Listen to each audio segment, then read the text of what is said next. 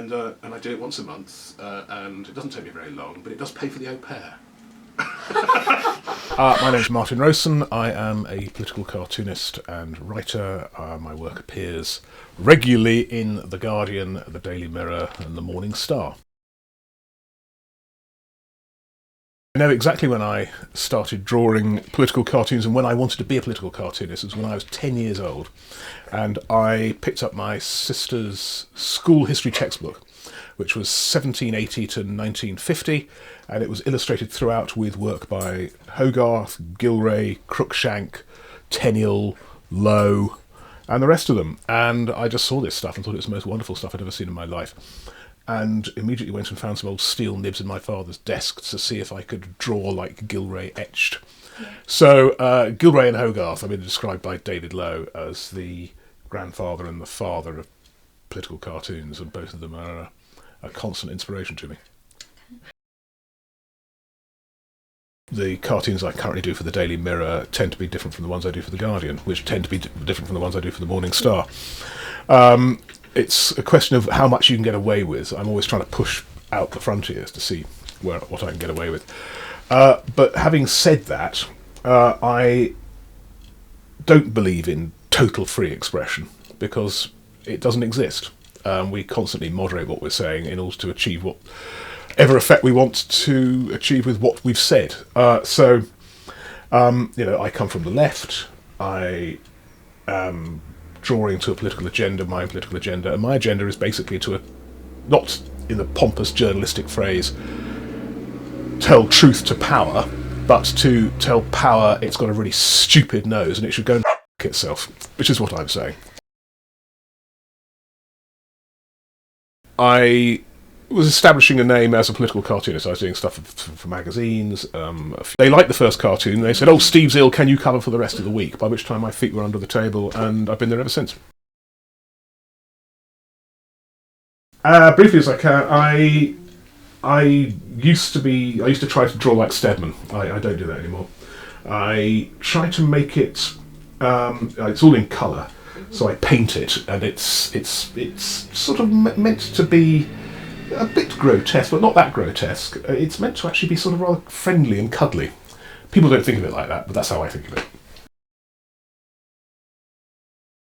It's the whole form is impossible without caricature, because you have to have, as I said, you have to have recognisable public figures who are transformed through caricature into being puppets who are manipulated by the cartoonist. And it is, I mean, it's basically a kind of sympathetic magic. It's like shamanism, that we take control of them by redrawing them, recreating them, shape-shifting them. I used to love drawing Blair, but now, without question, I love drawing George Osborne. In 2010, about October 2010, my wife told me I wasn't allowed to even think about George Osborne anymore because my blood pressure was worrying her. And yet I love drawing him. I love drawing the fact that his mouth is constantly moving round to the side of his face, that he clearly has no bones in his head, but it's just gristle and fat, which is why he goes around with hard hats on the time, so his head flopping over. You work out that almost everybody can be defined by three characters, or characteristics, and so you can reduce them down to three characteristics, so Blair, Mad Eye, big ears, teeth, and so on. And in Miliband's case, there's just too much. Where do you start? Where do you finish? Is it the eyebrows? Is it the eyes? Is it the bags under the eyes? Is it the flat nose, which is flat on one plane and it's big on the other plane? I mean, is it the teeth? Is it the hair? I think I've got him now. No. It was an horrific shock, and then the cavalcade moves on. I think that obviously what it means is there are 17 people who are dead who wouldn't be otherwise. What it means is that there are some truly great cartoonists who have been killed before their time by barbarians and idiots. There are two significant changes which I've seen. One is the movement into colour. I used to work for Today newspaper, which you may not even know about as a minor footnote in the history of British journalism, but it was the first full colour paper, and they wanted everything in colour all the time, and they hadn't actually cemented down their presses properly, so the presses used to shake like washing machines, so they never got the colour quite right. It used to sort of ghost over itself.